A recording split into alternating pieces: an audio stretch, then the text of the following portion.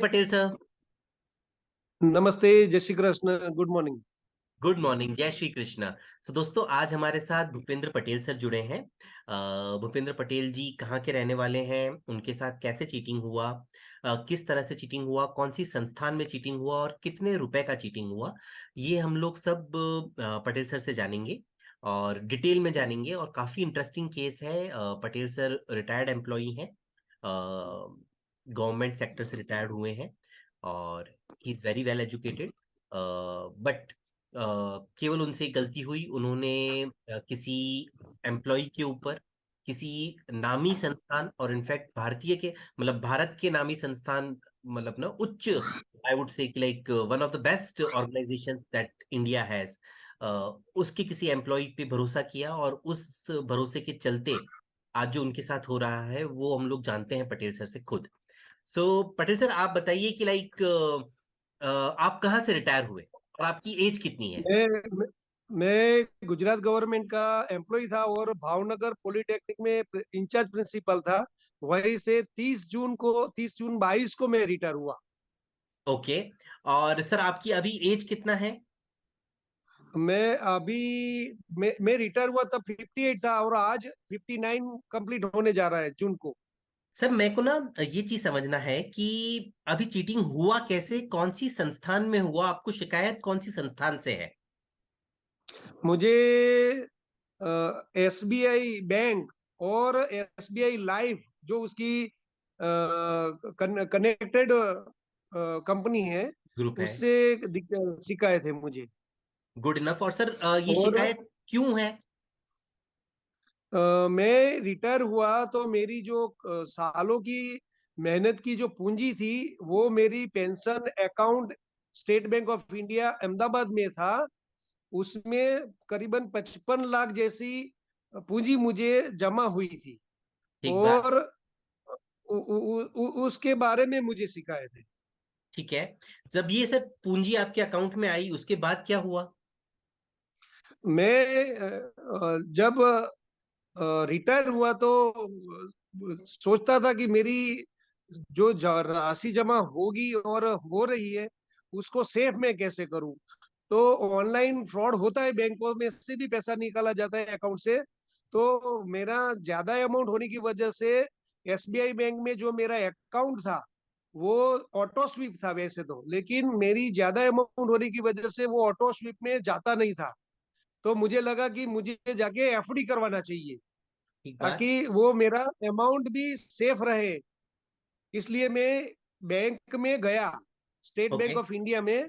ठीक है। और वहां जाके मैंने जाके पहले ही बोला कि भाई मैं रिटायर हुआ हूँ, रिटायर ऑफिसर हूँ, और मेरा जो अमाउंट अपनी ये बैंक में डिपॉजिट हुआ है पेंशन ऑफिस से, तो वो मुझे ऑटो स्वीप में नहीं क्यों जा रहा है, तो मुझे उसमें एफडी करवाना है। ठीक तो बात। एफडी मुझे इस हिसाब से करके दीजिए कि ताकि मैं जरूरत के हिसाब से उसको जरूर, मुझे पूंजी की जरूरत पड़े तो मैं उसको विड्रॉ कर सकूं। ठीक बात। और मुझे पता था कि मेरा जो नया मकान बन रहा था उसमें फर्नीचर में भी पैसा चाहिए था। और मेरा बेटा जो एजुकेशन लोन के लिए बिना उसको फॉरेन में पढ़ने के लिए जाना था, तो उस टाइम मुझे देना पड़ेगा उसको। ठीक तो बात। उसके हिसाब से मैंने ओनली एफडी करने को बोला था उनको, कि दो या तीन एफडी करके दीजिए ताकि जरूरत के हिसाब से मैं उसको विड्रॉ कर सकूं। ठीक बात है सर। आपके बच्चे की उम्र कितनी है सर? वो बेचा मेरा बेटा 27 ईयर्स उसका हुआ है अभी, ओके। और 27 साल का। बिल्कुल ठीक है सर, अभी मेरा यहाँ पे कुछ डॉक्यूमेंट्स देख लेते हैं, उसके बाद अपन आगे की बात करते हैं कि ठीक है ये सब कुछ आपने ठीक करा और हुआ क्या, वो उसके बारे में अपन बाद में बात करेंगे। अभी अपन देखते हैं कि आपके कुछ डॉक्यूमेंट्स हैं। मैं समझाने की कोशिश करता हूँ ऑडियंस को भी और सीनियर अथॉरिटीज जिनको हम लोग ये वीडियो शेयर करेंगे, एसबीआई के, आरबीआई के और आईआरडीए के, तो उनको भी समझाने के लिए मैं कुछ डॉक्यूमेंट्स यहाँ पे शेयर करना चाहता हूँ। ठीक है।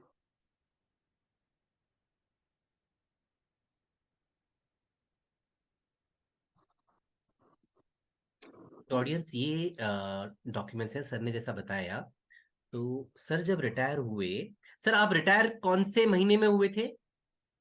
मैं रिटायर 30 जून 2022 को रिटायर हुआ।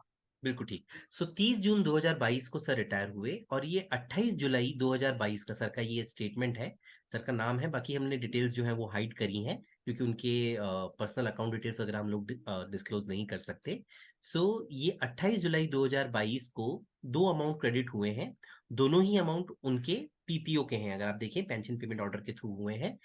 करीब एक 20 लाख रुपए का और एक 35 लाख रुपए का, करीब 55 लाख रुपए जो सर बता रहे हैं, ये अमाउंट क्रेडिट हुआ सर को जुलाई 2022 में।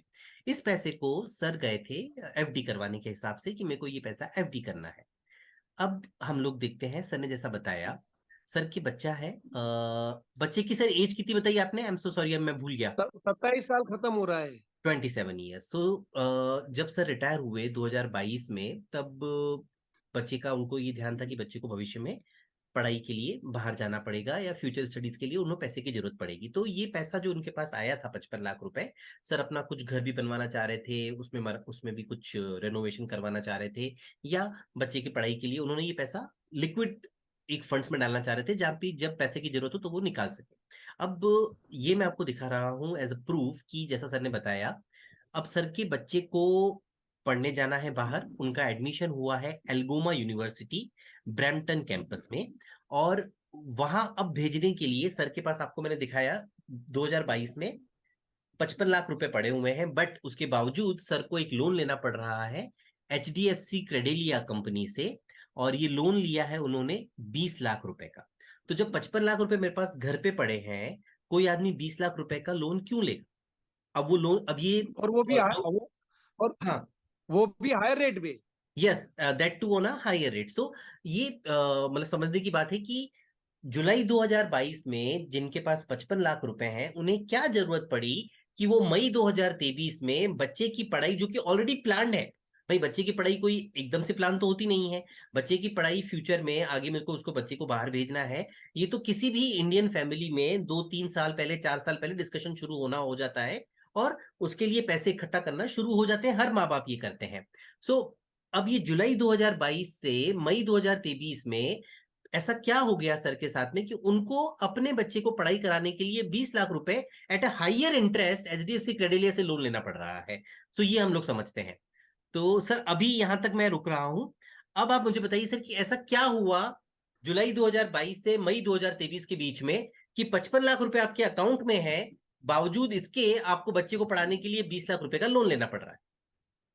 वो मैंने पहले बताया ना आपको कि मैं मेरा पैसा सेव करने के लिए स्टेट बैंक ऑफ इंडिया की मेरी जो पेंशन अकाउंट है वहां गया। तो मैंने वहां जाके बताया कि भाई मेरा जो अमाउंट है वो 3-4 एफडी बना के दे दो, ठीक ताकि बात। मैं जरूरत के हिसाब से उठाऊं। क्योंकि वो उस टाइम मुझे जरूरत नहीं था, लेकिन धीरे धीरे चाहिए था मुझे, घर के लिए भी और बच्चे को फॉरेन पढ़ने के लिए एमबीए करना है उसको, तो वहां मुझे भेजने के लिए उसको फीस देना था मुझे। बिल्कुल ठीक तो बात। मैं वहां गया और एम्प्लॉय को भी मिला और मैनेजर को भी जस्ट मिला। तो उन्होंने बोला कि भाई ऑटो स्वेप में तो ज्यादा अमाउंट है तो नहीं गया होगा, तो आप कुछ मैंने बोला उसका ऑल्टरनेट बताओ, ताकि मैं वहां वो एफडी रखना है मुझे, वो सेफ पैसा रहना चाहिए, ऑनलाइन फ्रॉड होता है वैसे मेरे अकाउंट से पैसा नहीं जाना चाहिए, नहीं वो मेरा चाहिए। मेन एम, ठीक सबसे बात। मेरा मुख्य उद्देश्य वही था बस। हाँ हाँ। तो वे जाया गया और मुझे मैंने वो जयश्री बेन करके वो एम्प्लॉय थी, उसके साथ बैठने का और काम करने को मैनेजर ने बोला। तो मैं ओके। उनको पहले ही कंडीशन किया कि भाई देखो, मुझे पैसे का ब्याज मिले या ना मिले उसमें ज्यादा इंटरेस्ट नहीं है, लेकिन पैसे मेरे सेफ रहने चाहिए, और जब मुझे चाहिए वो मैं उसको विड्रॉ कर सकूं, ताकि मेरा जो एम है बच्चे को पढ़ाने का, पढ़ने के लिए जाने का, और मुझे घर में फर्नीचर का रिनोवेशन के लिए जरूरत है। तो मैंने पहले ही बोला था उनको कि 2-3 एफडी बनवाओ। Good enough. तो अच्छा। उन्होंने एफडी बनाने के बजाय एक हाँ। एफडी बनाई और दूसरे में इन्वेस्टमेंट करने के लिए मुझे फोर्स किया, ठीक है। और इन्वेस्टमेंट पर्पस के लिए मुझे दिखाने लगे सब वो जयश्री बेन। और उसमें डिटेल तो नहीं दिखाई, लेकिन प्लान वन बाय वन बोलते रहे बस, और मुझे इन्वेस्टमेंट के लिए फोर्स करते रहे। ओके, सो अब जो ये पैसा इन्वेस्ट हुआ है, जो गलत हुआ है, वो कौन से प्लान में हुआ है? आपको कब पता लगा कि वो प्लान एग्जैक्टली क्या है, वो कैसे काम करता है? उस समय आपको क्या बताया गया था इस प्लान के बारे में? पहले अपन ये समझते हैं कि आपको निवेश के टाइम पे क्या बताया गया था इस प्लान के बारे में। जब मैं गया तो मैंने तो उनको एफडी करने के लिए ही इंसिस्ट किया था सबसे पहले तो, ओके। ताकि मैं पैसा विड्रॉ कर सकूं, वो मेरा एम था। लेकिन उन्होंने मुझे एसबीआई लाइफ में से बिना बताए मुझे कुछ भी ज्यादा डिटेल में कुछ नहीं बताया था। और एफडी जैसा ही इंटरेस्ट कुछ मिलता रहेगा आपको, इस ओके। हिसाब से मुझे एसबीआई लाइफ में एक पॉलिसी के कुछ भी ज्यादा डिटेल नहीं, कुछ भी डिटेल भी नहीं बताया था। सरेंडर वैल्यू जैसी तो चीज ही नहीं बोली थी उन्होंने। ठीक और बात है।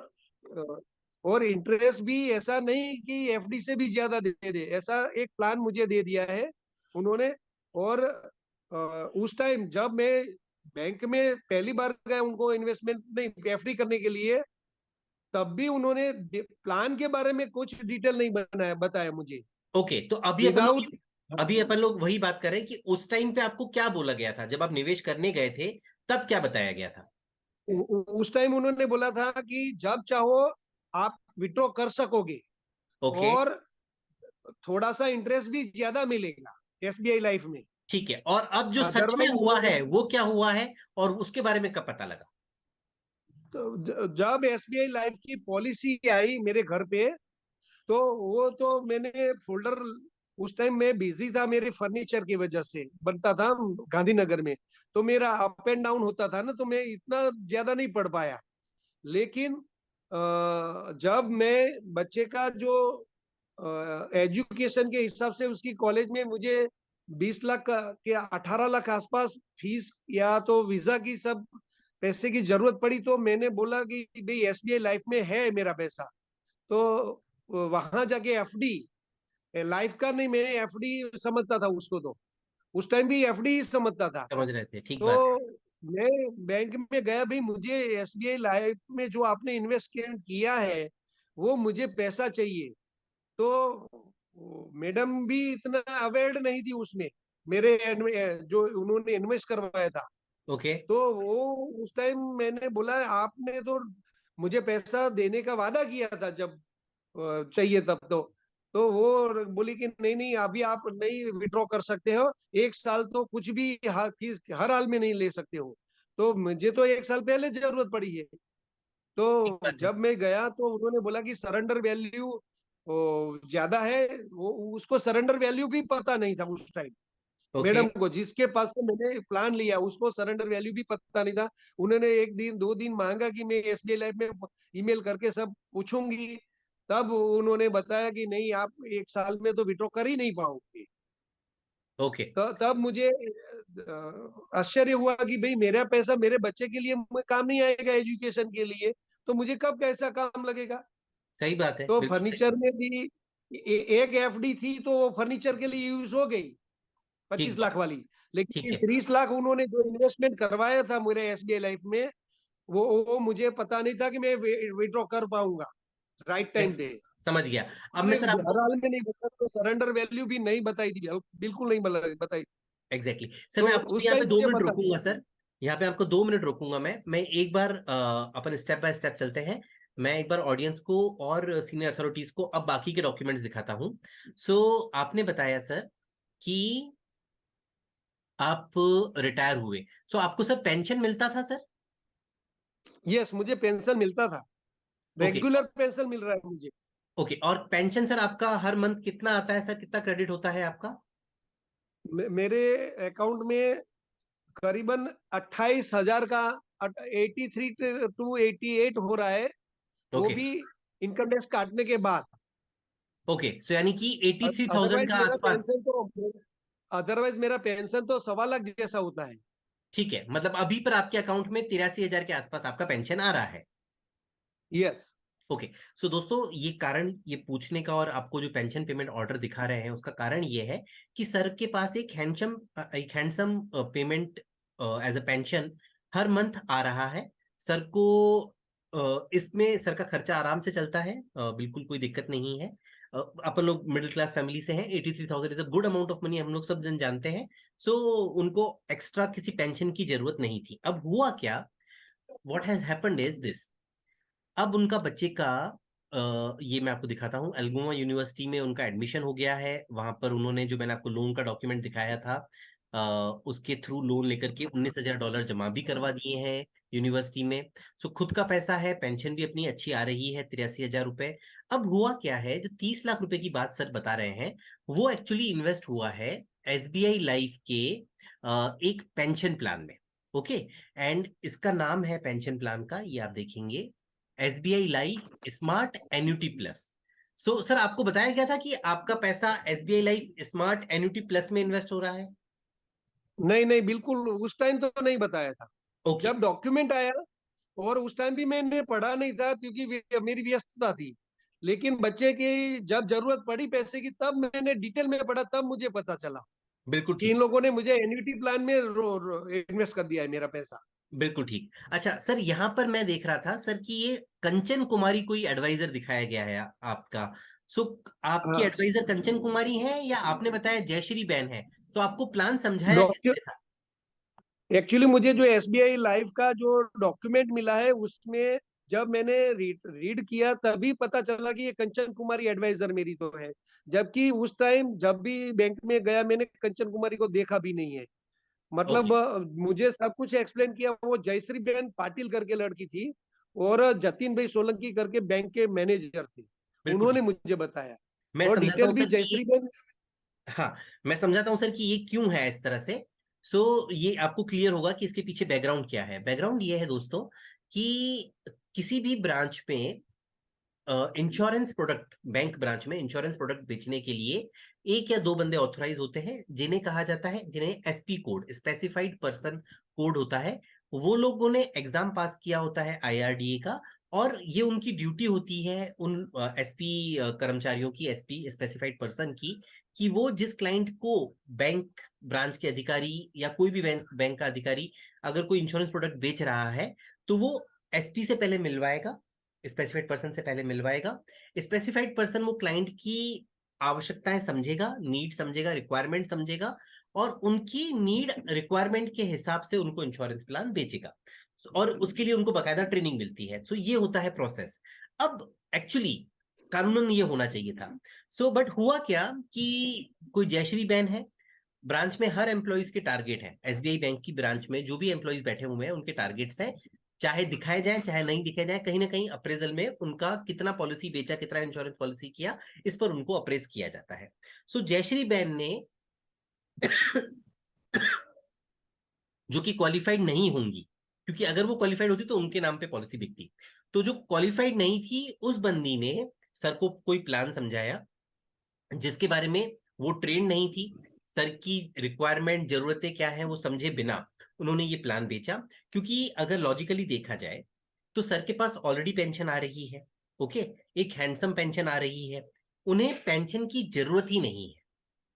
उन्हें पेंशन प्लान क्यों बेचा गया? अच्छा, अगर आप उन्हें पेंशन प्लान बेच रहे हैं, मैं आपको दिखाता हूं दोस्तों आगे के डॉक्यूमेंट्स। एक डॉक्यूमेंट मैं आपको जो दिखाना चाह रहा था, बहुत इंपॉर्टेंट।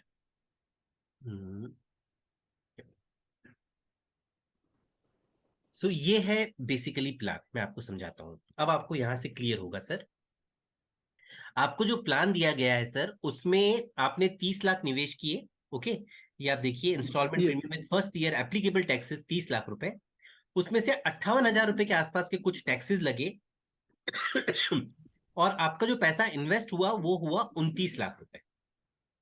अब हो क्या रहा है सर, इस 29 लाख रुपए के ऊपर आपको हर क्वार्टर कंपनी 48,000 रुपए हर क्वार्टर, हर 3 महीने में देगी। Okay, you getting my point? इस तरह यस। से, हाँ, इस तरह से आपको पेमेंट मिलेगा। अब दोस्तों जो इसमें, अच्छा, अब इसकी जरूरत ही नहीं है, उनके पास 83,000 रुपीज हर महीने आ रहा है, क्या उन्हें 48,000 रुपए और 3 3 महीने में जरूरत है? बिल्कुल नहीं है। बट उनको उनकी जरूरत के बिना समझे, या जबकि उनके क्लियर इंस्ट्रक्शंस है कि मुझे पैसा कभी भी जरूरत पड़ सकता है, सो उसके बावजूद उनको ये प्लान बेचा गया। सर अपने पास लास्ट 10 मिनट्स है, तो अपन लोग इसको थोड़ा जल्दी रैप अप करेंगे। अच्छा, सो यस।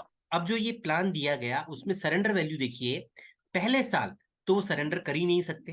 ओके, 2022 में अगर प्लान बिका है तो अगस्त 2023 से वो सरेंडर नहीं कर सकते, अगस्त 2023 से पहले। तो अगस्त 2023 में भी अगर वो सरेंडर करते हैं अपना पैसा, इनका खुद का जीवन का पूंजी है जो कि इन्होंने एक एक पैसा करके संभाला है, अपनी सैलरी से काट काट करके पैसा इनका इकट्ठा हुआ है, वो इनका पैसा एसबीआई में आता है।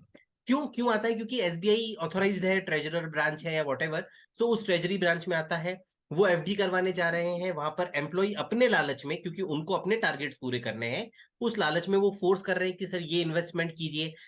करते समय, इन्वेस्टमेंट करते समय बता नहीं रहे हैं कि हम आपका कौन सा प्लान में इन्वेस्ट कर रहे हैं, उस प्लान में क्या शर्तें हैं। क्लाइंट बोल रहा है कि भैया मुझे पैसा लिक्विडिटी कभी भी चाहिए हो सकता है, उसका प्लान दिया जा रहा है एन्युटी। एन्युटी उसके पास ऑलरेडी आती है, उसके पास मतलब पेंशन ऑलरेडी आती है, तो उसको एन्युटी प्लान की जरूरत नहीं है। अच्छा, फिर जो प्लान दिया उसमें एक तो ये शर्त है कि वो कभी पैसा नहीं निकाल सकते, अगर पैसा निकालेंगे तो चार्जेस देखिए आप। तो पहले साल अगर वो पैसा निकालते हैं, तो उन्होंने इन्वेस्ट किया 30 लाख रुपए, इन्वेस्ट हुआ केवल 29,46,000 रुपए, 58,000 रुपए तो पहले साल ही कट गए। उसके बाद में अगर वो पहले साल बाद अपना पैसा निकालते हैं तो गारंटीड सरेंडर वैल्यू कितनी आ रही है? 20,17,000।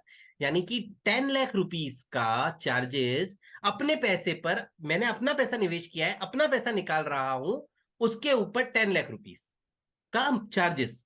सो ये, और ये एसबीआई बैंक में हो रहा है, एसबीआई बैंक की ब्रांच के अंदर हो रहा है। Can you imagine?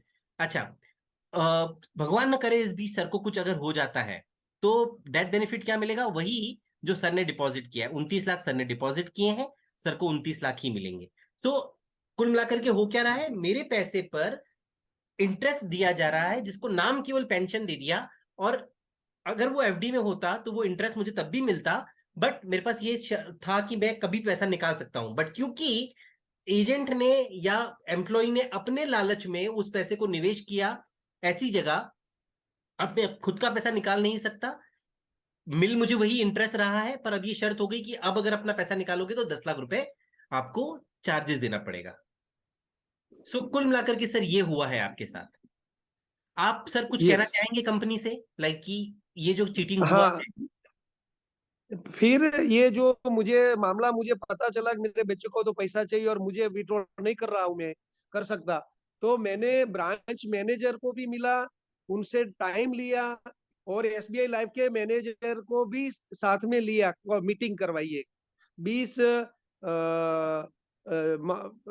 अप्रैल शायद। अप्रैल को, 20 अप्रैल में 2023 को मैंने ज्वाइंट मीटिंग करवाई। उसमें मेरा फ्रेंड्स को भी जो जानते हैं पहचानते हैं उनको भी साथ में ले गया, और उनको रिक्वेस्ट किया कि भाई, ये जो बहन थी जयश्री बहन भी उस मीटिंग में हाजिर थी, तो उनको मैंने क्लियर कट बताया, मैंने दोनों मैनेजर को भी बताया, और मैडम भी मान गई जयश्री बहन कि साहब आए थे, उनका पर्पस एफडी का ही था, लेकिन इन्वेस्टमेंट में हो गया है, अब उसका पैसा साहब को मिल नहीं नहीं दे सकते हम लोग डिटेल में। उस टाइम भी मैंने पूछा कि भी बहन, अभी भी इस प्लान में आप क्लियर नहीं हो, कितना मुझे क्या मिलना चाहिए, किस तरह से मिलना चाहिए। तो उन्हें उस ट्रेनिंग ही उस नहीं थी दिन सर, वो ट्रेनिंग ही तो नहीं थी उन्हें, वो उन्होंने, ऑथराइज ही नहीं थी बेचने के लिए।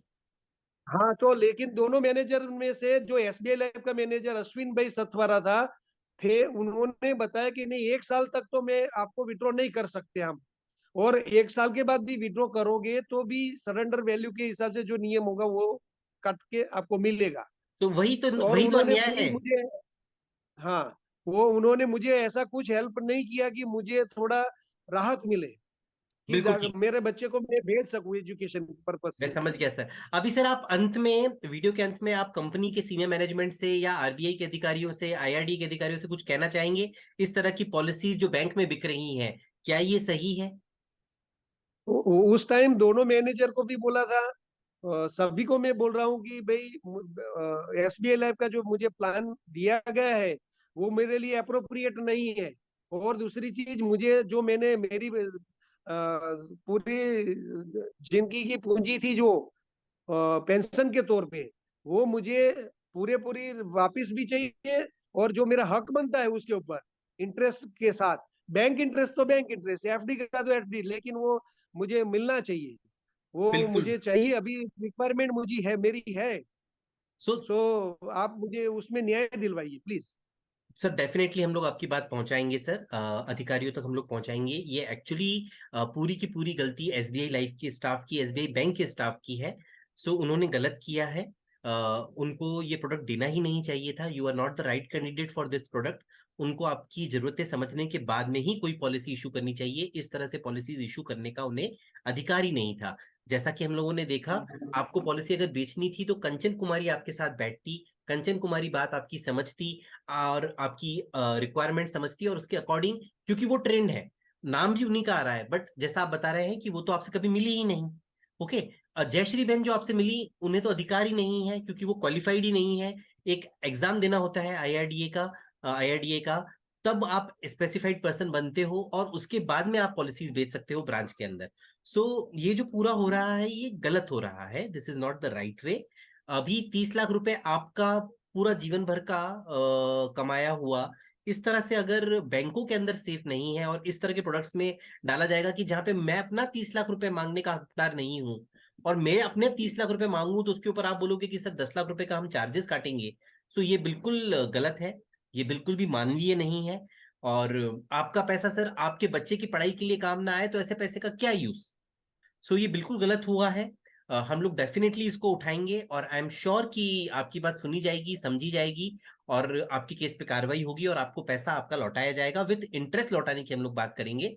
Definitely sir, I am hopeful कि आपका केस सॉल्व होगा। आपका खूब खूब आभार, थैंक यू वेरी मच।